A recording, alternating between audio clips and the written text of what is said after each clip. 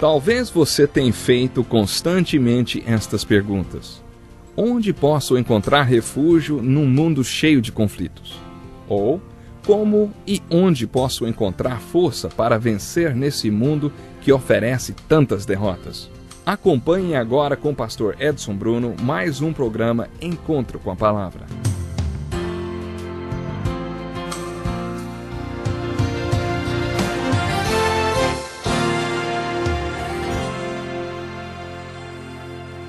Seja muito bem-vindo para mais um Encontro com a Palavra. Este programa é parte de um estudo sobre todos os livros da Bíblia.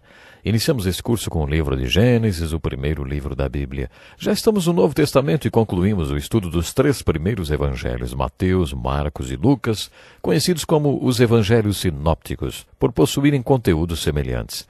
Iniciamos hoje o estudo do evangelho de João, o meu preferido e de muitas pessoas também. As razões por que o Evangelho de João é especial é o seu estilo de narração e o seu propósito quando foi escrito. O autor desse Evangelho é o mesmo do livro do Apocalipse, o último livro do Novo Testamento. Se você estiver familiarizado com o livro do Apocalipse, já conhece um pouco o estilo do apóstolo João. Além desses 2 livros, João também escreveu 3 pequenas epístolas. Quando João escreveu o livro do Apocalipse, usou uma linguagem de sinais e códigos. Percebemos esse mesmo estilo no Evangelho de João. O apóstolo Paulo deixou registrado no primeiro capítulo da primeira carta aos Coríntios que os gregos estavam vivendo uma busca intelectual. Portanto, para eles o Evangelho era besteira. No mesmo capítulo, Paulo conta que os judeus pediam sinais. O que Paulo quis dizer com isso? Ele quis dizer que os judeus pediam sinais da parte de Deus como prova de que estavam sendo guiados por ele por um caminho específico. Paulo também se referiu ao pensamento judaico e à forma de comunicação deles, feita por meio de uma linguagem de sinais e símbolos. Apocalipse é um livro muito bonito escrito dentro da linguagem de sinais e símbolos dos judeus. Quando João escreveu o 4º evangelho e o livro do Apocalipse, inspirado pelo Espírito, foi como se ele escrevesse uma mensagem para o povo de Deus usando uma linguagem de códigos. E para entender essa mensagem, o povo de Deus precisa de chaves que revelem esses códigos. Proponho que você procure algumas dessas chaves para que você compreenda tanto o livro do Apocalipse como o Evangelho de João. A primeira chave é saber que o Evangelho de João foi escrito dentro de uma linguagem judaica de códigos. Isso quer dizer que, mesmo não usando um código de sinais tão complexos como no Apocalipse, ainda assim devemos procurar a profundidade do significado do que João escreveu no seu Evangelho. Esse Evangelho foi escrito em 2 níveis.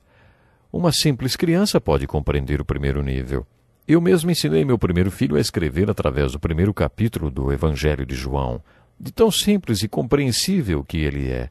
Ao mesmo tempo, este livro também possui um nível mais profundo e muitas pessoas não chegam a atingir esse nível de compreensão. João usou muito esta linguagem alegórica no seu Evangelho para apresentar este significado mais profundo. Já ouvi falar que, apesar de uma simples criança poder compreender o Evangelho de João no primeiro nível para começar a compreender o segundo nível, é necessário ter mestrado em filosofia. Mas não é nada disso, ninguém precisa de nenhum diploma de filosofia para entender o Evangelho de João no segundo nível.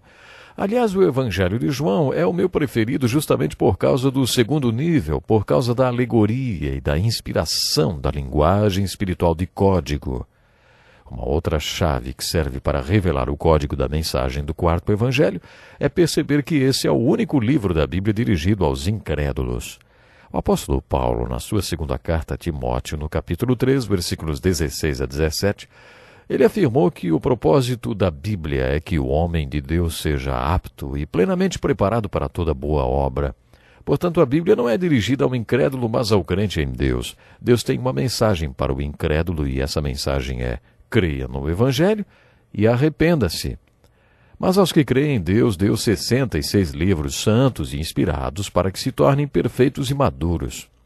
Deus quer que cresçamos espiritualmente e sejamos completos dentro do seu propósito e do seu plano para nossas vidas. Há muito do Evangelho de João para o aperfeiçoamento do povo de Deus, mas além disso, também é o único livro da Bíblia dirigido aos incrédulos para que creiam. O apóstolo João nos diz neste Evangelho, na sua primeira epístola, por que nos escreveu. Dar uma olhadinha nessas referências pode nos ajudar a compreender o propósito do quarto evangelho. João deixou muitos sinais registrados. Por sinais, ele quer dizer milagres que provam que Jesus foi o Messias, o Cristo, o Filho de Deus e Salvador do mundo. No versículo 31 do capítulo 20, João afirma: Jesus realizou na presença dos seus discípulos muitos outros sinais miraculosos que não estão registrados neste livro. Mas estes foram escritos para que vocês creiam que Jesus é o Cristo, Filho de Deus, e crendo tenham vida em seu nome. O propósito de João, quando escreveu o quarto evangelho, foi para nos ajudar, para que examinássemos o relato desses sinais, destas evidências que Jesus nos deixou, que provam que ele é quem disse ser e qual foi o seu propósito nesse mundo. No último versículo desse evangelho, João afirma que se ele tivesse contado todos os sinais que Jesus fez, não haveria livros suficientes para registrar tudo. Essencialmente, João nos diz que, entre todos os sinais miraculosos que Jesus fez, ele selecionou alguns, e se nós examinarmos esses registros, nos convenceremos que Jesus de Nazaré foi o Cristo, o Messias, o Filho de Deus. E que se nós crermos nessa verdade anunciada neste evangelho, teremos vida eterna. Esse foi o propósito de João ao escrever o quarto evangelho. Isso faz deste livro, dentro do cânon das Escrituras, um livro especial, porque ele é dirigido ao incrédulo e afirma categoricamente que seu objetivo é que o incrédulo venha a crer. Entender qual foi o objetivo de João quando escreveu este evangelho pode afetar profundamente a sua compreensão e nos fazer apreciá-lo ainda mais. É por isso que quando alguém diz ao pastor que quer começar a ler a Bíblia e pergunta por onde deveria começar, ele primeiro pergunta se a pessoa crê no Evangelho. Se a resposta for não, mas se ela está interessada, então o pastor sugere que comece pelo Evangelho de João, porque o objetivo de João foi fazer com que o incrédulo cresce e recebesse a vida eterna.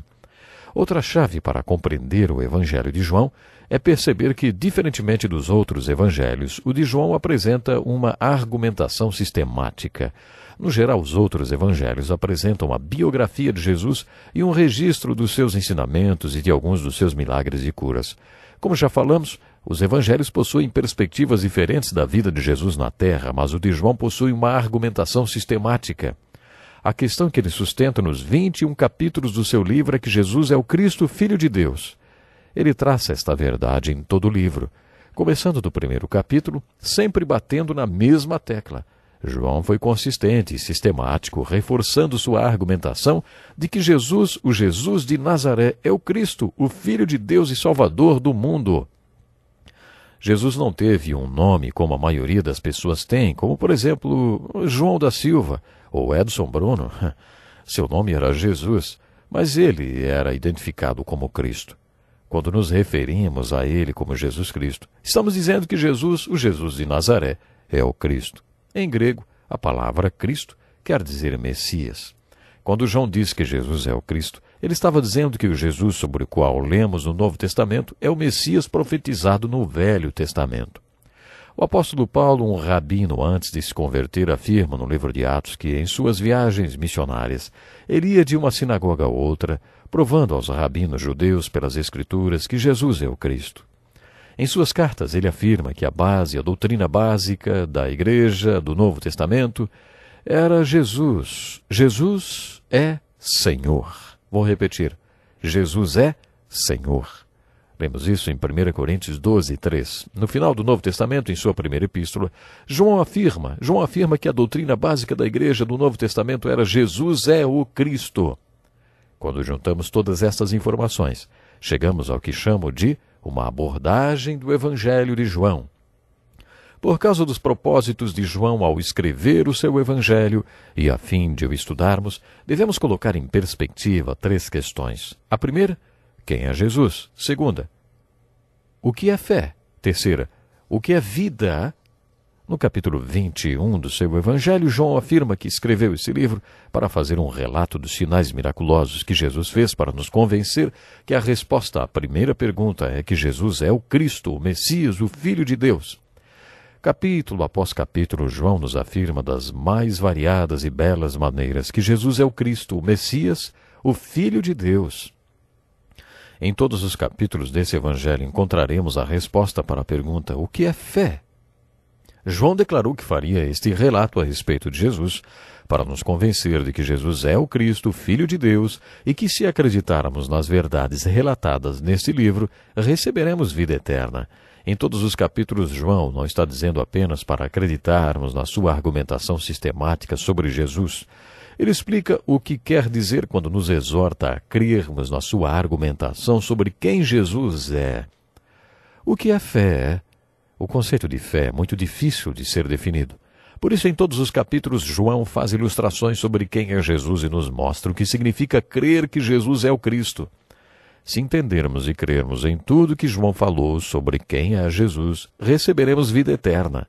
Essa vida eterna que ele menciona não é a vida que nunca acaba. Ele não está se referindo à quantidade de vida, mas sim à qualidade.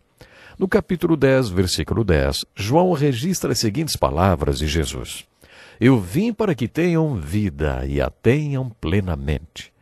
Que tipo de vida Deus planejou para o homem? É sobre isso que João está falando quando usa a expressão vida eterna. Vida eterna implica tanto em qualidade como em quantidade de vida. Segundo João, não experimentamos essa qualidade de vida com o nascimento físico. Mas se vivenciarmos o que ele chama de novo nascimento ou nascimento espiritual, aí sim teremos vida num plano mais elevado. Teremos vida mais abundante, ou então teremos vida eterna. Em todo o livro, João não apenas explica, mas também ilustra o que quer dizer com vida eterna. Então, quando lemos o livro de Jesus, devemos perguntar: João, o que é vida? O que você quer dizer por vida eterna? Lembre-se das perguntas que estaremos fazendo à medida que analisarmos o livro de João. Quem é Jesus? O que é fé? E o que é vida? Você verá que João responde a cada uma dessas perguntas em todos os capítulos do seu Evangelho. Gostaria de dar uma tarefa para você fazer enquanto estuda o Evangelho de João. Observe quantos retratos de Jesus você consegue encontrar em cada capítulo. Eu encontrei 15 no primeiro capítulo e 14 no capítulo 4. Veja quantos você encontrará. Depois disso, procure memorizar cada um desses retratos. À noite, quando você não conseguir dormir, adore a Deus através do Evangelho de João, meditando nesses retratos de Jesus. Temos, por exemplo, no capítulo 1, uma ilustração. O Cordeiro de Deus que tira o pecado do mundo. No capítulo 2, o doador da alegria e da vida. Agora vou terminar o programa e lhe convido. Não perca o próximo. Até lá.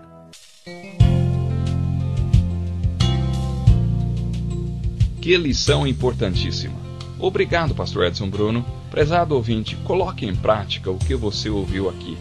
Sem dúvida, sua vida será grandemente abençoada. Este é um estudo escrito pelo Dr. Dick Woodward, na voz do pastor Edson Bruno. Escreva-nos e solicite o material. Nosso endereço é Encontro com a Palavra, Caixa Postal 2011, CEP 89201-970, Joinville, Santa Catarina. Até o nosso próximo Encontro com a Palavra.